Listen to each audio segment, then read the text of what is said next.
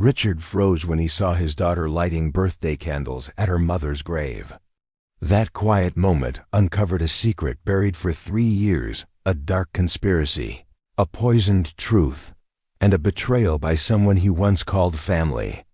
With help from a doctor and a housekeeper, he unraveled the lies, faced the courtroom, and began healing the bond with his daughter. What started with candles ended with justice and a father learning how to love again. The Whitmore estate sat atop Magnolia Hill like a crown jewel, white columns, sprawling wings, and gardens that cost more to maintain than most people's homes. With 47 rooms, it was grand in size, but empty in spirit. Richard Whitmore had built his fortune in steel and concrete, turning bare dirt into shopping centers and farmland into sprawling subdivisions. Everything he touched turned to gold, except the one thing that mattered most: keeping his family together.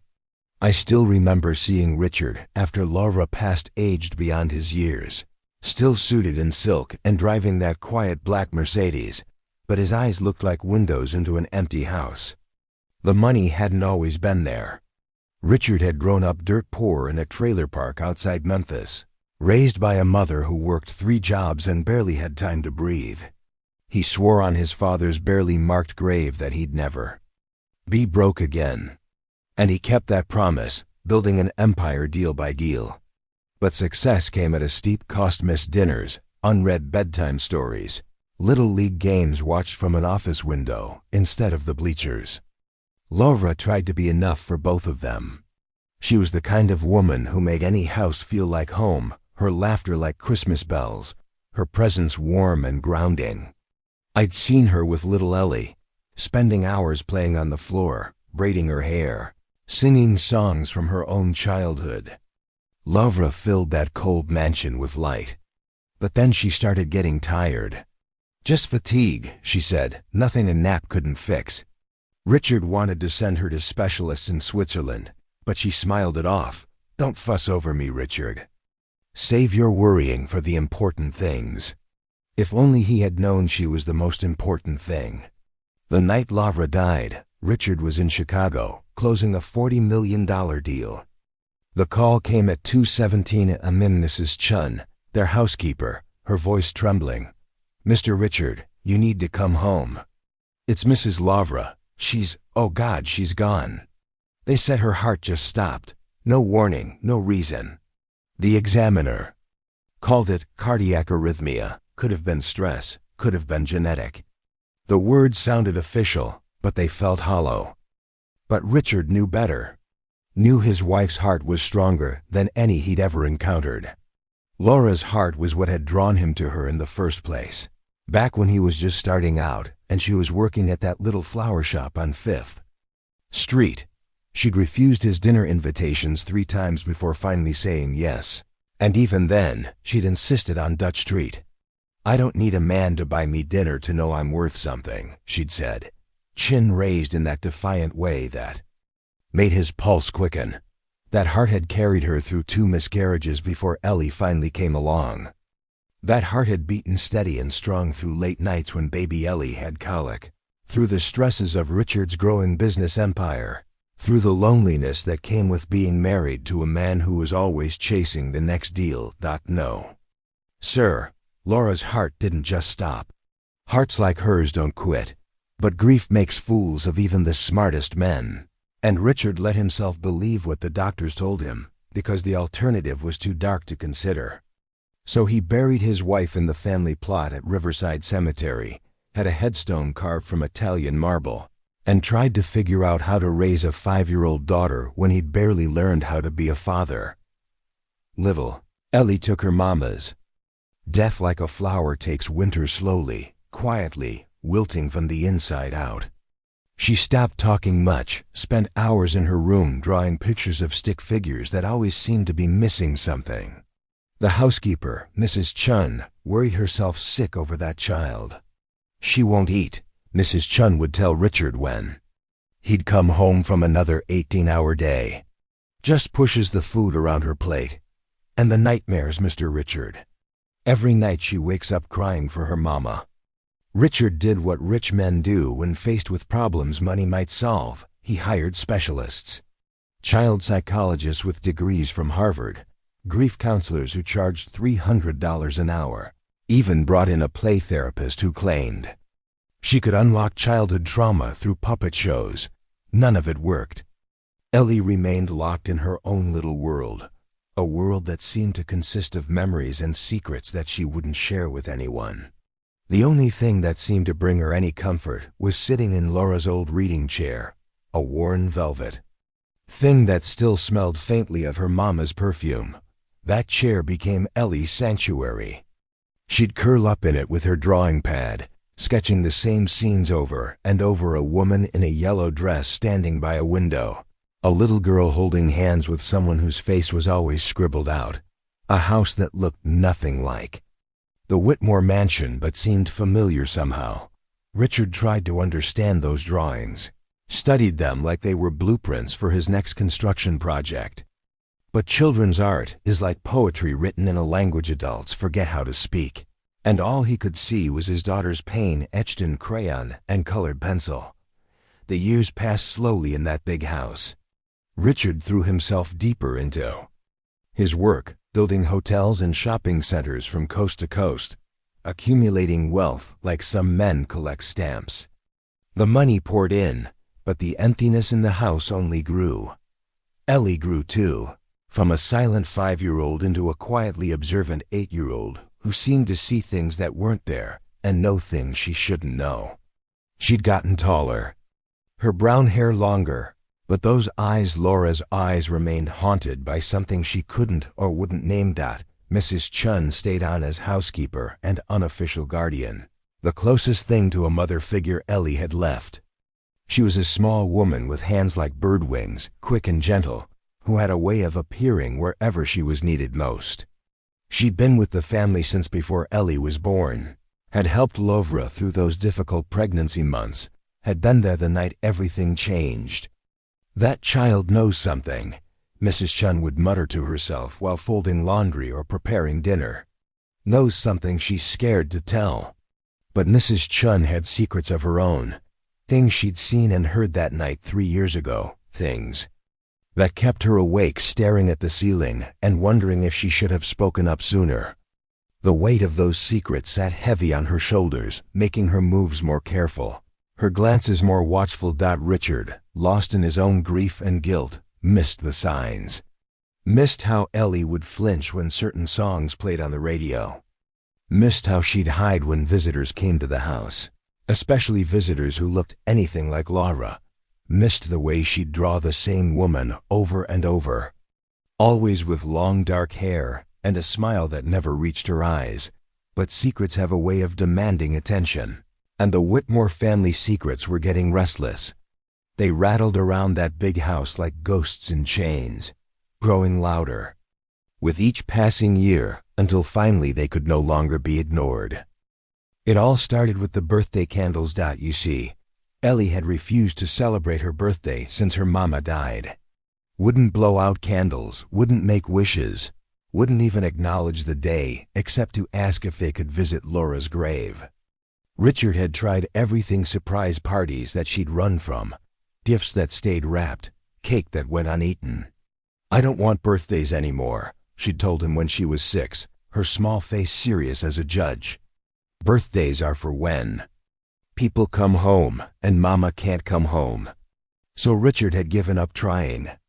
They'd mark the day quietly, maybe go to dinner at a restaurant where Ellie would order chicken nuggets and eat maybe 3 before declaring herself full. Then they'd drive home in silence. Another birthday survived rather than celebrated. But this year was different. This year, on the evening of September 15th, Ellie came to Richard's study carrying something behind her back. He looked up from his contracts to find his daughter standing in the doorway, wearing Laura's old yellow sundress that Mrs. Chun had taken in to fit her smaller frame. "Daddy," she said in that careful way children use when they're about to ask for something they're not sure they'll get, "can we go see Mama tonight? I want to bring her something." Richard set down his reading glasses and really looked at his daughter for maybe the first time in months. She'd grown again, he realized. The dress that had hung loose on her at the beginning of summer now fit almost perfectly, and her face had lost some of that baby roundness that made her look so much like Lavra. "What do you want to bring her, sweetheart?" Ellie brought her hands from behind her back to reveal a small birthday cake, the kind you buy at the grocery store with artificial frosting and plastic decorations. 8 candles were already pushed into the white icing, crooked as fence posts but standing proud. "I want to give Mama my birthday," she said simply. "Maybe if I give it to her, she can use it to come back." Richard felt something crack inside his chest. Some wall he'd built around his heart 3 years ago when the doctors told him there was nothing more they could do. He knelt down to his daughter's level, taking the little cake from her hands and studying those 8 crooked candles. "Are you sure, baby girl? Once we light these, we can't unlight them." Ellie nodded solemnly. "I'm sure, Daddy. I asked her in my dreams, and she said it was okay. She said it might help her tell you the truth. The truth."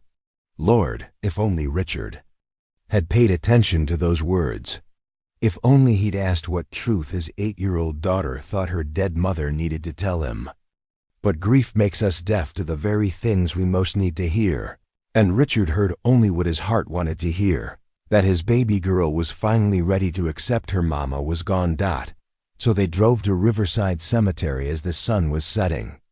The little cake sitting carefully on Ellie's lap, the candles waiting to be lit. The cemetery gates were supposed to be locked after dark, but Richard had made arrangements years ago, had slipped the groundskeeper enough money to look the other way when grief demanded a midnight visit. Laura's grave sat under an old oak tree whose branches reached toward heaven like arms in prayer. The headstone was simple despite Richard's wealth, just her name and dates and the words beloved wife and mother. Lavra had made him promise, back when they were young and thought they had all the time in the world, that she didn't want anything fancy when her time came. "Just let people know I was loved," she'd said, laughing as if the conversation was purely theoretical. "That's the only epitaph that matters." Richard knelt beside the grave and carefully placed the little cake on Laura's headstone, then pulled a lighter from his pocket. The wind was picking up, making the flame dance and flicker, but one by one he lit those 8 crooked candles. Ellie stood beside him, her small hand resting on his shoulder, and began to sing Happy Birthday in a voice so pure and clear it could have been Laura's ghost singing along. When she reached the end, she closed her eyes tight and made her wish with the kind of complete faith that only children possess. Then she opened her eyes, took a deep breath, and blew out all 8 candles in one try. That's when the wind stopped. Completely stopped, like the world had just decided to hold its breath. The trees went still, the grass quit rustling, even the crickets fell silent. In that unnatural quiet, Richard heard something that made his blood turn to ice water. His daughter's voice, small and frightened, but clear as a church bell. "Daddy," Ellie whispered, her eyes fixed on something beyond the headstone that Richard couldn't see. "Mama says the bad lady is coming. She says you need to know about the tea. The tea. Sweet Jesus, the tea. You see, there are moments in a man's life when everything he thought he knew gets turned upside down, when the ground shifts beneath his feet and suddenly the whole world looks different. For Richard Whitmore, that moment came at 11:47 on a September night in a cemetery when his 8-year-old daughter mentioned something that should have been impossible for her to know. Because Lavra had been drinking tea the night she died.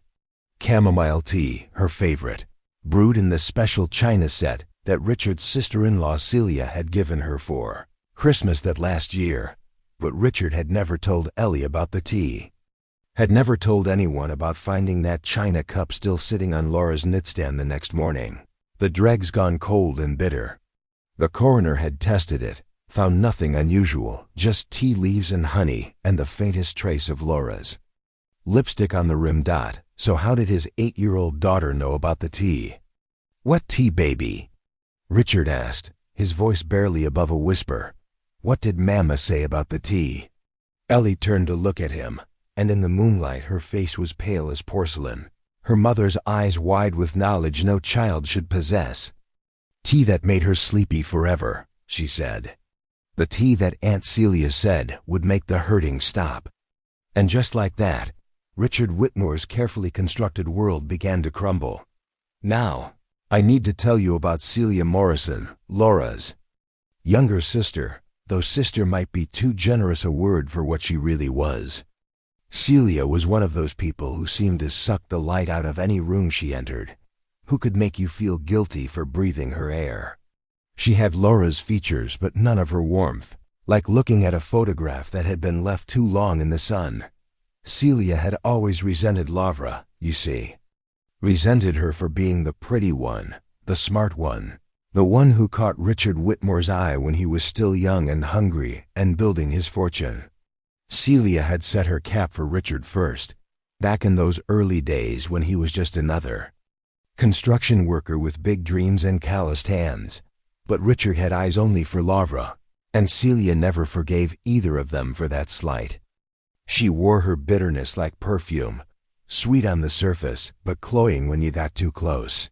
She'd smile and bring gifts and play the devoted aunt, but there was always something watchful in her eyes, something calculating after Laura died. Celia had swooped in like a vulture, all sympathy and casseroles and offers to help with little Ellie. She'd show up at the house without invitation, rearrange things to suit her taste, act like she was doing Richard some great favor by inserting herself into their grief. You can't raise a daughter alone, she'd tell Richard, her hand lingering on his arm just a moment too long. A child needs a mother figure. I could move in, help you through this difficult time. Richard had declined her offers, politely at first, then with growing firmness as Celia's visits became more frequent and her suggestions more presumptuous. Something about her presence in the house made him uncomfortable, made him feel like he was betraying Laura's memory somehow. But Ellie's reaction to her aunt was stronger than discomfort.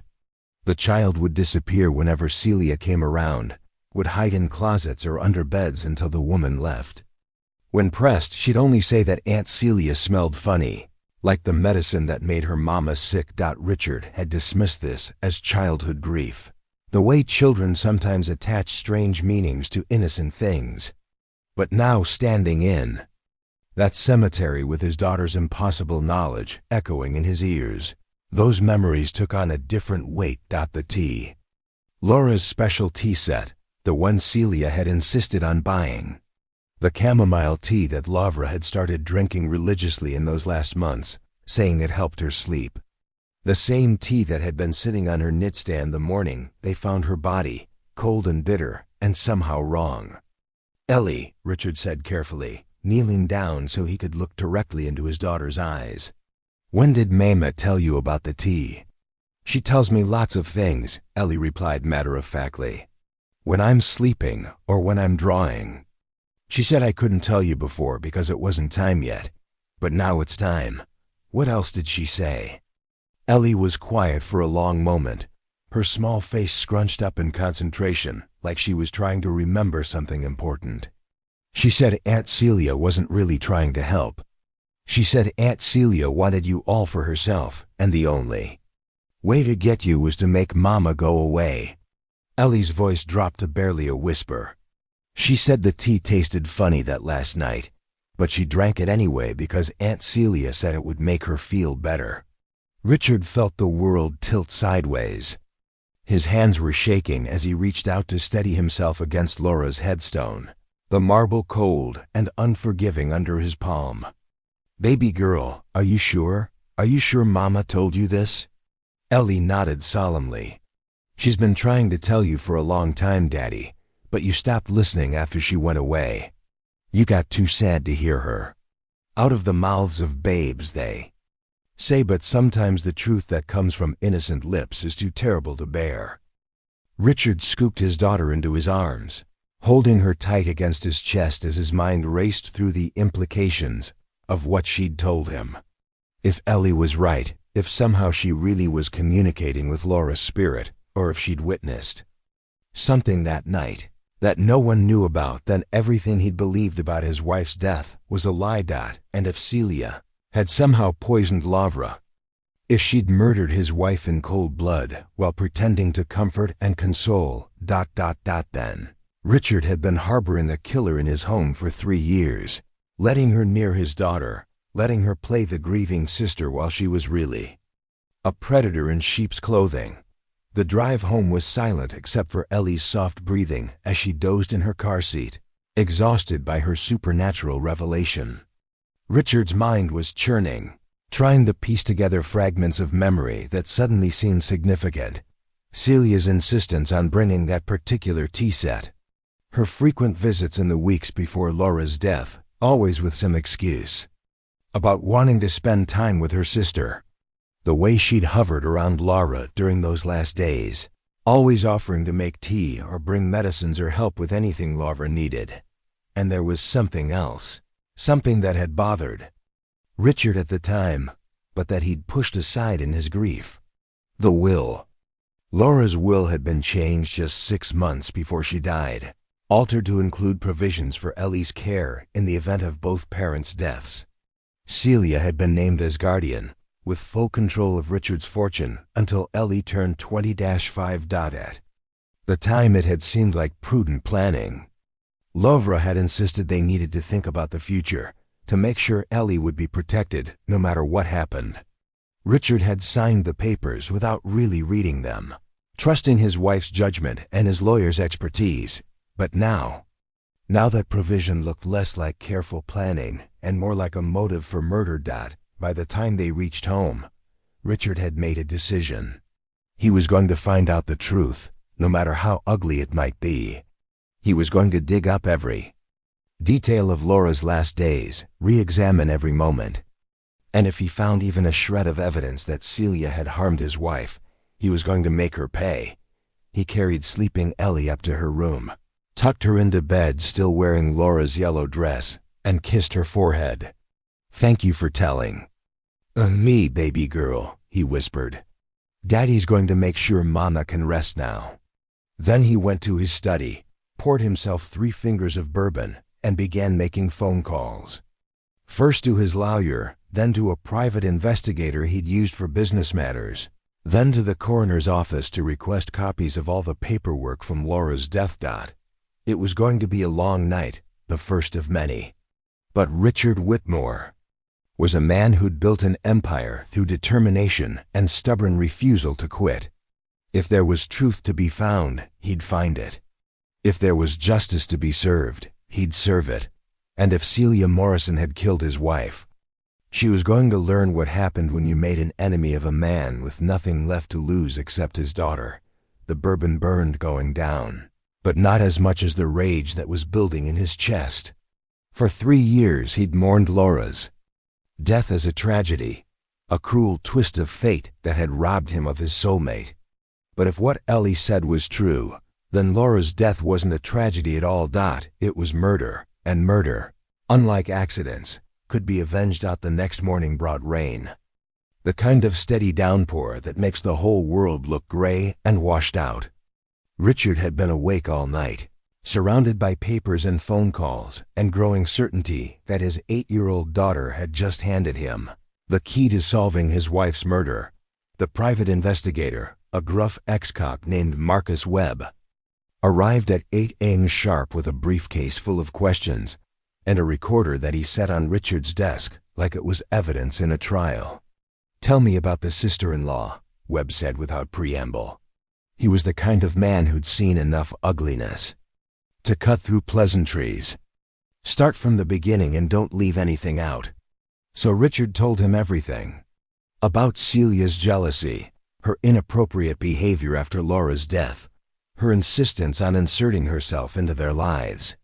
About the tea set and the changed will and the way Ellie reacted to her aunt's presence. Webb listened without interruption, occasionally making notes in a cramped handwriting that looked like chicken scratches. When Richard finished, the investigator sat back in his chair and studied him with pale blue eyes that had interrogated more suspects than Richard cared to imagine. "Kids that age," Webb said carefully, they got active imaginations.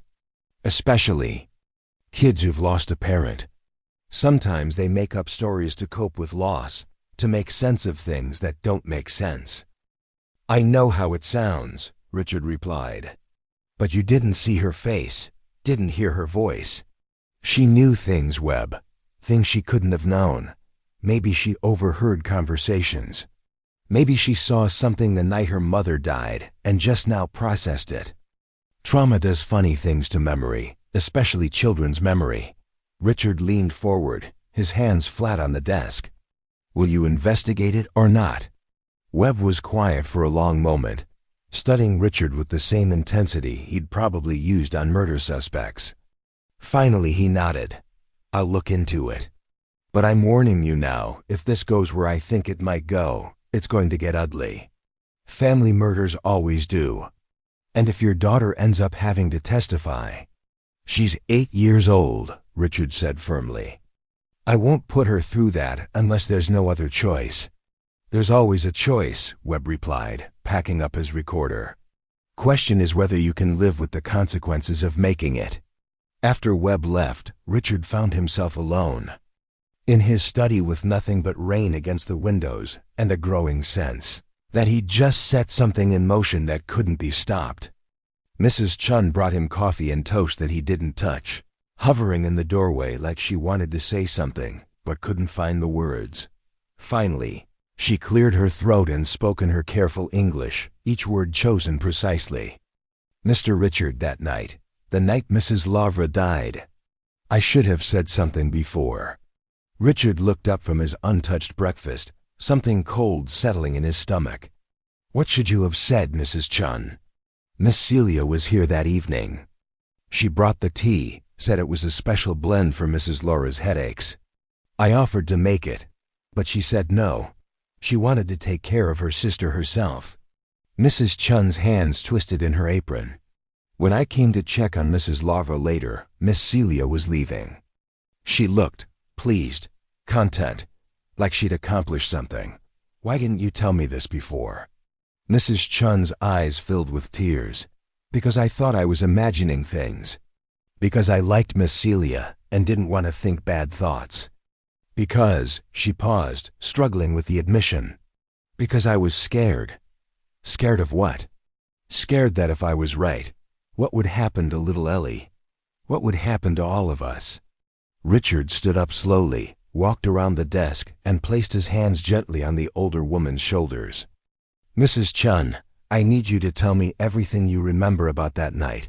Every detail, no matter how small it seems. Can you do that? She nodded, wiping her eyes with the edge of her apron. I can do that, Mr. Richard. For Mrs. Lavra, I can do that. So she did. Told him about Celia arriving around 7 o'clock with a small bag from an expensive tea shop downtown. About how insistent she'd been on preparing the tea herself, shooing Mrs. Chun away from the kitchen with uncharacteristic sharpness. About the conversation she'd overheard between the sisters, Celia's voice soothing and sympathetic. She was telling Mrs. Lavra that she understood how hard it was, being married to a man who worked so much. That she knew how lonely Mrs. Lavra must feel. That maybe it would be better if, Mrs. Chun's voice faltered. If what, Mrs. Chun? If Mrs. Lara didn't have to worry about anything anymore. If she could just rest. The words hung in the air like smoke, poisonous and suffocating. Richard felt something fundamental shift inside him, some last vestige of doubt crumbling away. This wasn't grief-induced paranoia or a child's overactive imagination. This was premeditated murder, planned and executed by someone who'd sat at their dinner table, held their baby, pretended to love them while plotting their destruction. What time did Celia leave? Around 10:30. She stopped by the kitchen to thank me for the lovely evening. Said Mrs. Lavra was feeling much better and would probably sleep soundly. Mrs. Chun's voice dropped to a whisper. I found Mrs. Lavra the next morning. She looked so peaceful, like she'd just drifted off to sleep. But her lips, they had a funny color, blue around the edges. Richard closed his eyes, trying to process what he was hearing. In his mind, he could see Lavra that last evening, probably. Tired from another day of headaches, grateful when her sister showed up with special tea and sympathy. She would have welcomed Celia's attention, would have drunk whatever her sister gave her, because she trusted family, trusted the woman who'd been her maid of honor and Ellie's godmother. "Mrs. Chun, I need you to write all of this down. Everything you can remember. Webb the investigator, he's going to want to interview you." She nodded solemnly. "What about Miss Ellie? What do we tell her?" That was the question that had been haunting Richard since last night. How do you tell an 8-year-old that her beloved aunt might be her mother's killer? How do you explain that the woman who'd brought birthday presents and bedtime stories was really a monster in disguise? "We don't tell her anything yet," Richard decided. "Not until we know for sure. She's been through enough." But even as he said it, Richard wondered if they were already too late. If Ellie's strange conversation with her mother's spirit was any indication, his daughter already knew more about this situation than any child should. The question was whether that knowledge would protect her or put her in even greater danger. Because if Celia had killed once to get what she wanted, what would she do when she realized her crime was about to be exposed? The rain kept falling, drumming against the windows like fingers tapping impatiently, and Richard found himself thinking about birthday candles and dying wishes and 8-year-old girls who talked to ghosts. Somewhere in this house his daughter was playing with her dolls, innocent of the storm that was about to break over their lives. And somewhere else in the city, Celia Morrison was going about her day, probably thinking she'd gotten away with the perfect crime, probably planning her next move in whatever twisted game she was playing. But she'd made one critical mistake. She'd underestimated a father's love and a dead woman's determination to protect her child. She'd forgotten that some secrets are too big to stay buried forever. And now Richard Whitmore, millionaire businessman and grieving widower, was about to remind her of that lesson in the most permanent way possible. The investigation that followed was like watching a house of cards collapse in slow motion. Webb worked with the methodical precision of a man who'd spent 30 years putting killers behind bars, following paper trails and interviewing witnesses, and slowly building a case that would have made prosecutors weep with joy. The tea shop where Celia had purchased the special blend remembered her well. She'd been very specific about what she wanted, asking questions about which herbs might help with insomnia, which ones might be dangerous in large quantities. The clerk had thought she was just being cautious, but Webb's trained eye saw something different in her detailed inquiries. The financial records were even more damning.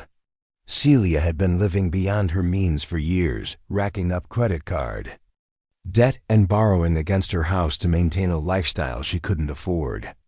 Laura's death and Richard's potential remarriage to his sister-in-law would have solved all her financial problems in one convenient stroke.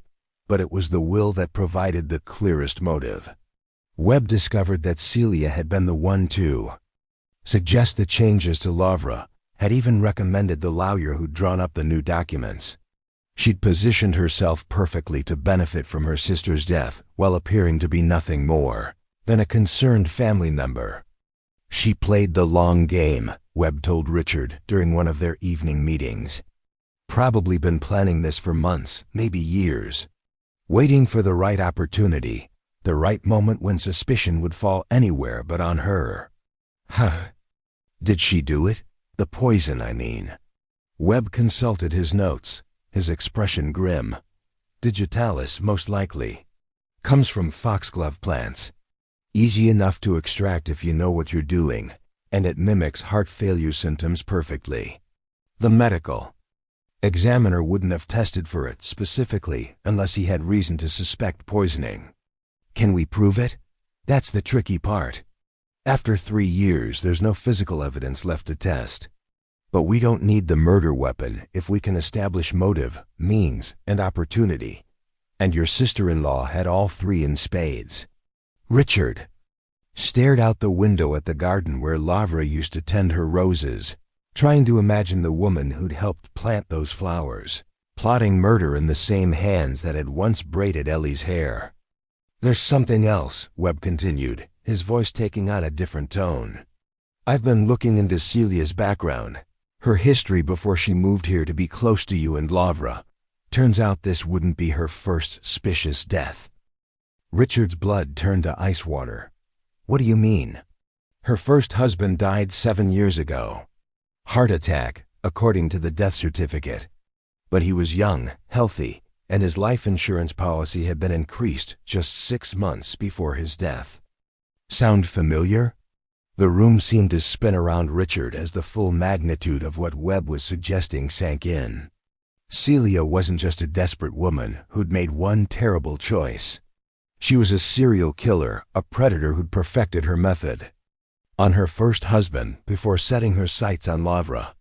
"Jesus Christ," Richard whispered. "How many people has she killed?" "I don't know yet, but I'm going to find out." Webb closed his notebook and stood up. "The question now is what you want to do about it. We can take what we have to the police, but without physical evidence, it's going to be mostly circumstantial. She might walk." "What's the alternative?" Webb studied him carefully. "You're a rich man, Richard. Rich men have options that other people don't. But those options come with consequences, and once you go down that road, there's no coming back." Richard knew what the investigator was suggesting, and part of him, the part that had grown up poor and hungry and learned that sometimes you had to fight dirty to survive, was tempted.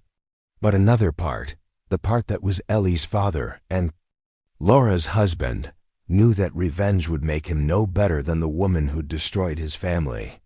"We go to the police," he decided. "We let the law handle this." Webb nodded approvingly. "Good choice. I'll contact Detective Sarah Morrison, no relation to your sister-in-law, before you ask tomorrow morning. She specializes in cold cases and has a good track record with circumstantial evidence cases." After Webb left, Richard poured himself another bourbon and tried to figure out how to tell Ellie that her aunt was a killer.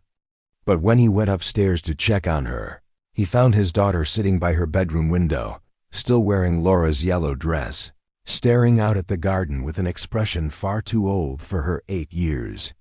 "Daddy," she said without turning around, "Mama says Aunt Celia knows that we know." Richard felt his stomach drop. "What do you mean, baby girl? She's coming tomorrow. She's going to try to take me away because she thinks I know too much." Ellie finally turned to face him, and her eyes held a knowledge that made Richard's heart ache. "Mama says you have to be very careful." "Ellie, how do you—" "I don't know how I know, Daddy. I just do." She climbed down from the window seat and walked over to him, taking his hand in her small one. "But Mama says she won't let anything happen to us. She says she's been waiting a long time to make things right." Richard knelt down and pulled his daughter into his arms, holding her tight against his chest as his mind raced through the implications of what she'd told him. If Celia really was planning to make a move, if she somehow knew about the investigation, then they were all in danger. "Baby girl, I need you to promise me something. If Aunt Celia comes here tomorrow, I want you to stay in your room and don't come out no matter what happens. Can you promise me that?" Ellie nodded solemnly. "Mama already told me the same thing. She says tomorrow is going to be scary, but it's the only way to make the bad dreams stop." That night, Richard didn't sleep at all. He sat in his study with a loaded pistol in his desk drawer and his phone within easy reach, waiting for morning and whatever confrontation it might bring. Part of him hoped Ellie was wrong, that her conversations with Laura's spirit were just a traumatized child's way of processing grief, but a larger part of him, the part that had learned to trust his instincts in business and life, knew that his 8-year-old daughter was about to be proven right in the most terrifying way possible. The next morning dawned clear and cold, one of those crisp October days that makes everything look sharp and clean. Richard had just finished his second cup of coffee when Mrs. Chun knocked on his study door, her face pale and worried. "Mr. Richard, Miss Celia is here." She says she needs to speak with you urgently about Miss Ellie. Richard felt every muscle in his body tense. Where is she now? I put her in the living room. She seemed agitated. Kept asking where Miss Ellie was, if she was feeling all right. Mrs. Chun, I need you to go upstairs and stay with Ellie. Don't let her come down no matter what you hear. And if anything happens to me, call 911 immediately. The older woman's eyes widened, but she nodded and hurried toward the stairs.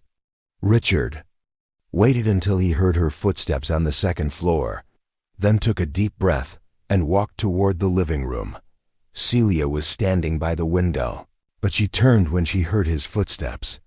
She looked different, somehow thinner, more angular, like someone had taken an eraser to all her softer edges.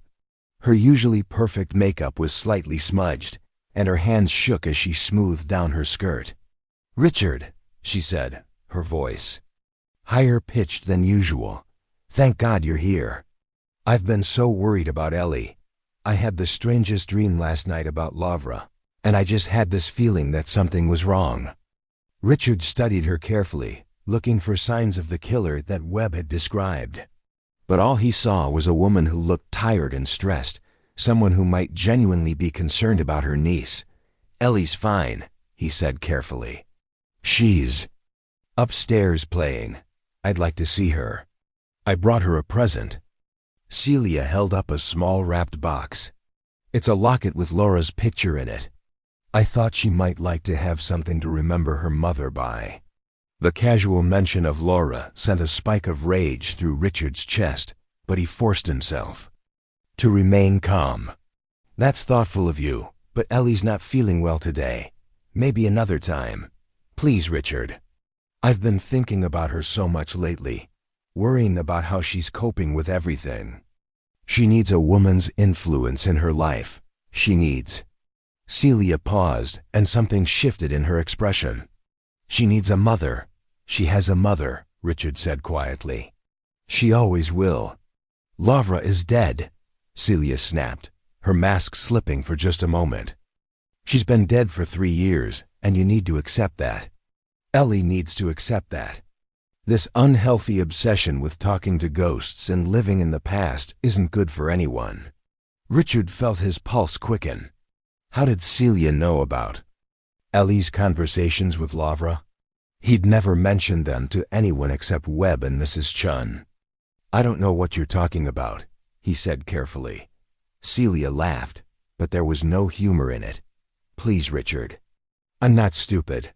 I know Ellie thinks she talks to her mother. I know she's been filling her head with all sorts of nonsense about the night Lavra died. Children have such active imaginations, don't they?" The way she said it, the casual dismissal in her voice, told Richard everything he needed to know. Webb had been right. Celia knew about the investigation, probably. Had known from the moment Richard started asking questions. "How long have you been listening to our conversations?" he asked.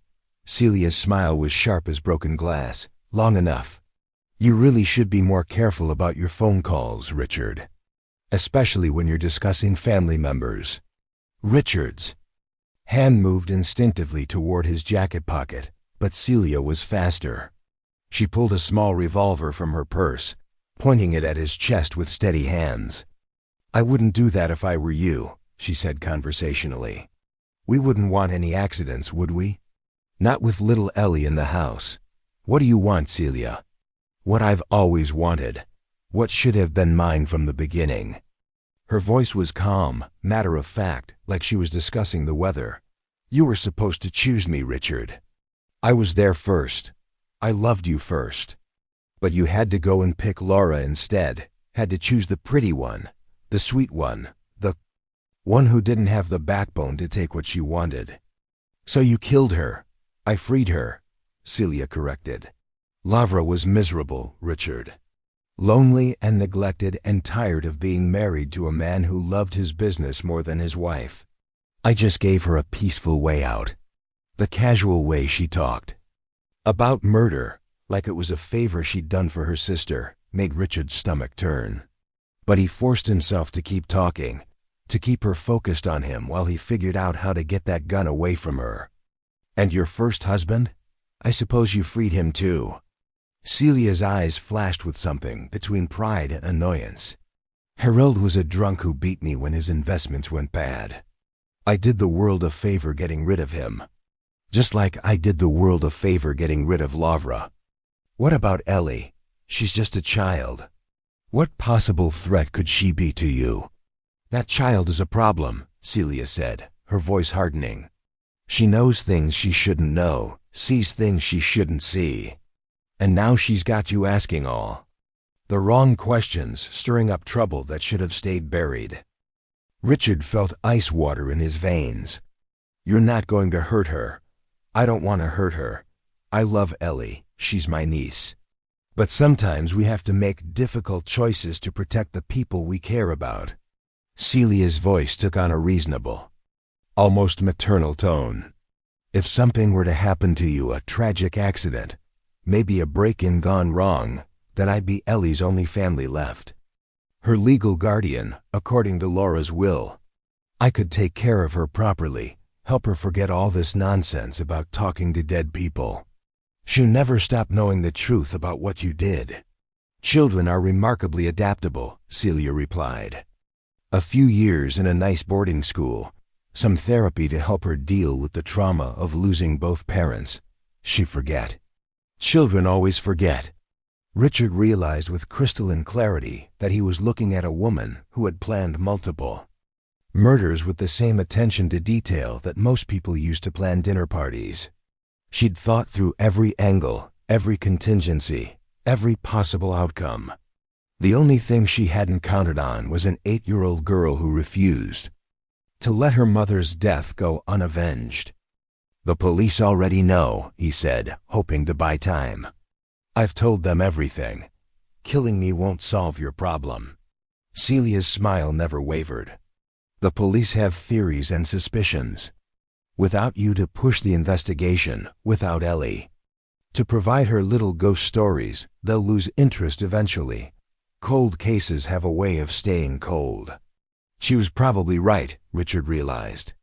Without him funding the investigation and pushing for answers, the police would likely file the case away and move on to more pressing matters. Celia would become Ellie's guardian, would have access to his fortune and his daughter, and would probably find a way to make both disappear permanently. You won't get away with this, he said. But even as he said it, he knew how hollow the words sounded. I've gotten away with it twice already, Celia replied. Third time's the charm, as they say. She raised the gun, her finger tightening on the trigger, and Richard closed his eyes, thinking of Laura and Ellie and all the things he should have said and done differently. But the shot never came. Instead, he heard Celia gasp, heard the gun clatter to the floor, heard her scream in a voice filled with pure terror. Richard opened his eyes to see his sister-in-law backing away from something only she could see, her face white as paper, her hands pressed against her mouth. No, she whispered. No, you're dead. You're supposed to be dead. The temperature in the room had dropped at least 20 degrees. Richard could see his breath fogging in the sudden cold, could feel frost forming on the windows. And there, standing between him and Celia, was a figure that made his heart stop. Lavra. She looked exactly as she had in life, golden hair flowing over her shoulders, wearing the blue dress she'd been buried in, her eyes filled with the same gentle strength that had first made Richard fall in love with her.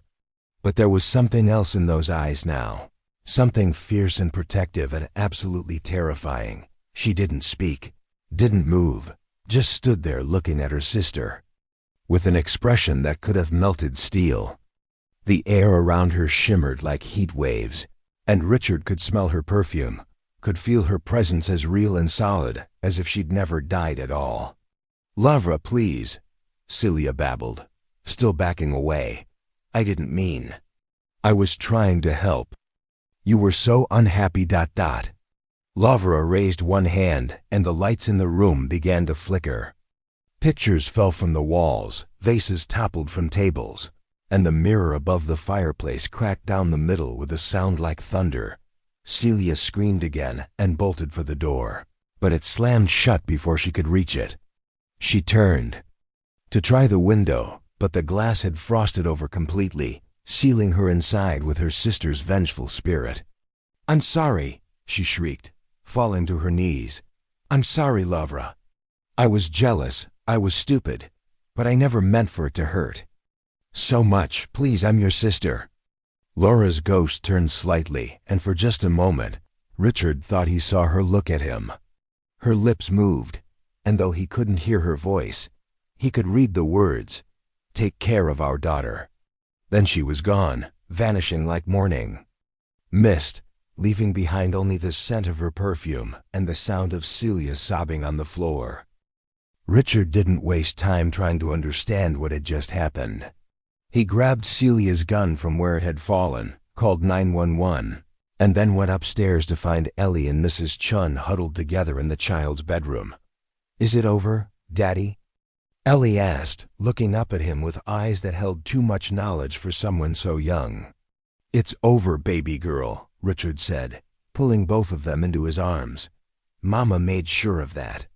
The police arrived within minutes, followed by paramedics, who had to sedate Celia before they could get her coherent enough to speak. She kept raving about Laura's ghost, about being sorry, about how she'd never meant for things to go so far. That Detective Sarah Morrison, a sharp-eyed woman in her 40s, listened to Richard's account with professional skepticism until she heard Celia's confession. Then she listened to the recording Webb had made of his interviews, read through the evidence he'd compiled, and shook her head in amazement. "In 30 years of police work," she told Richard as they loaded Celia into the ambulance, "I've never seen a case break itself quite like this one. Your sister-in-law just confessed to 2 murders and attempted murder, gave us details we never would have been able to prove otherwise. It's like something scared the truth right out of her." Richard looked up at Ellie's bedroom window, where his daughter was watching the proceedings with calm, knowing eyes. "Something like that," he agreed. Trial was a media sensation, the kind of story that newspaper editors dream about. Wealthy businessman's wife poisoned by jealous sister. Child communicates with dead mother's spirit.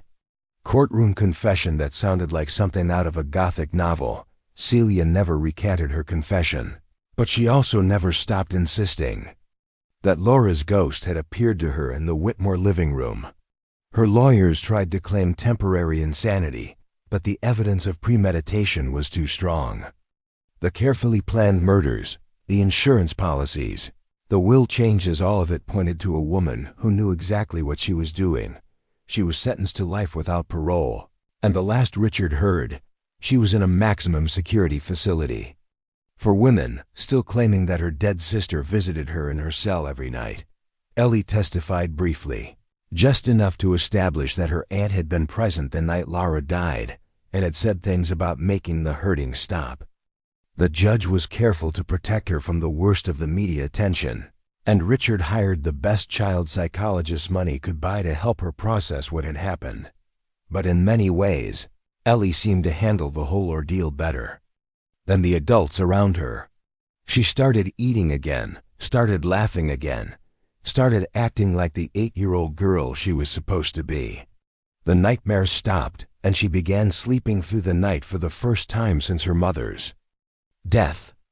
"Mama's not sad anymore," she told Richard one evening as he tucked her into bed. "She says she can rest now because the bad lady can't hurt anyone else. Do you still talk to her?" Richard asked gently. Ellie considered this seriously. "Sometimes, but not as much as before. She says I don't need her to watch over me so closely now because you're doing a better job of being my daddy." Richard felt tears sting his eyes. "I'm trying, baby girl. I'm really trying." "I know," Ellie said, reaching up to pat his cheek with her small hand. "Mama knows too. She's proud of you." The Whitmore family fortune, it turned out, was even larger than most people realized. Richard had been so focused on building his empire that he'd never really paid attention to just how much wealth he'd accumulated. With Celia's conviction, the provisions in Laura's will were nullified, and everything reverted to Richard and Ellie. But money, Richard had learned, was a poor substitute for the things that really mattered.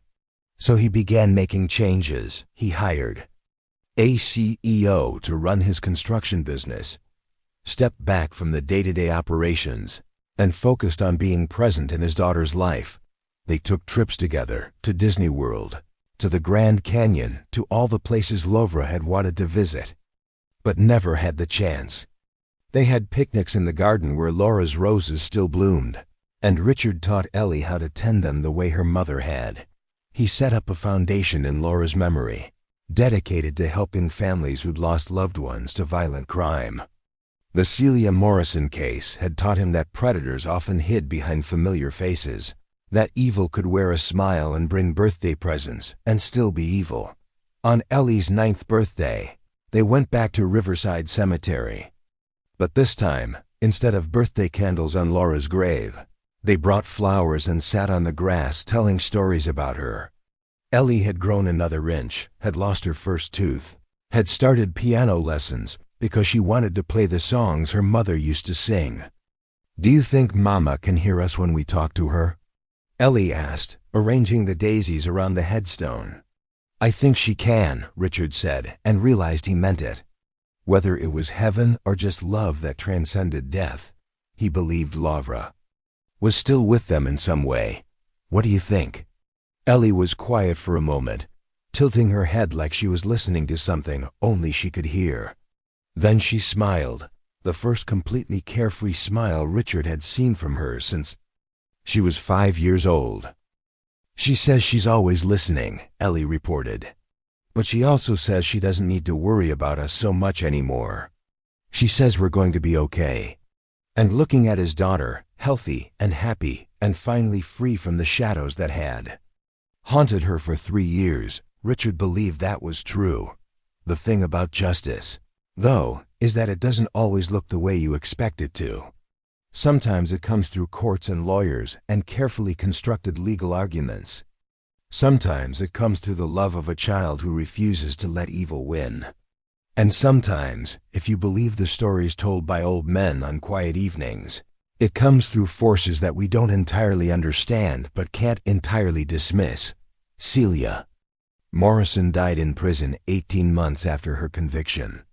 The official cause was listed as heart failure, though she was only 42 years old and had no history of cardiac problems. The guards found her in her cell one morning, her face twisted in terror, her final words scrawled on the wall in what appeared to be her own fingernails. "I'm sorry, Lovra." Some people said it was just the stress of prison life, the weight of her crimes finally catching up with her. Others whispered about the strange cold spots in her cell, the reports from other inmates that they sometimes heard 2 women's voices coming from her room late at night, one pleading, one implacable. Richard never told Ellie about her aunt's death. By then, his daughter had moved on to other concerns, friends at school, soccer practice, the normal worries of childhood. She still talked about her mother sometimes, but in the way children talk about beloved relatives, not like someone carrying the weight of unsolved mysteries.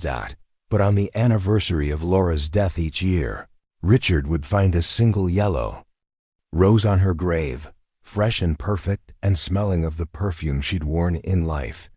The cemetery groundskeepers swore they'd never seen who left them, and the security cameras somehow never captured the mysterious visitor. Richard never tried to solve that particular mystery. Some questions he'd learned didn't need answers. Some gifts were meant to be accepted with gratitude and wonder. Now, as I near the end of this tale, you might be wondering how I know all these details, all these private conversations and intimate moments in the Whitmore family's darkest hours. You might be questioning how an old storyteller came to possess such intimate knowledge of events that happened behind closed doors. Well, that's a fair question, and I suppose I owe you an honest answer. My name is Marcus Webb, and I was the private investigator who helped Richard uncover the truth about his wife's murder. I've been telling stories about the cases I worked for 40 years now, but this one has always stuck with me. Maybe because it was the only case where I felt like I had help from beyond the grave. Maybe because it reminded me that love really is stronger than death, and that some bonds can't be broken by anything as simple as dying. Or maybe because it taught me that children see things adults miss, that innocence has its own kind of power, and that sometimes the most important truths come from the smallest voices. Ellie Whitmore is 23 now, a beautiful young woman who looks remarkably like her mother. She's studying psychology at Stanford, wants to work with children who've experienced trauma.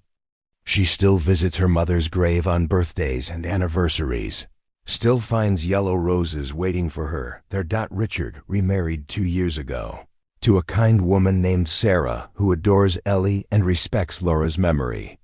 They live quietly now, in a smaller house without so many empty rooms, surrounded by people they love and trust.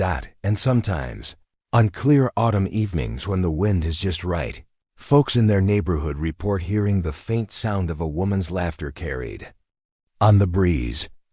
Gentle laughter, full of joy and peace, like someone who's finally found her rest.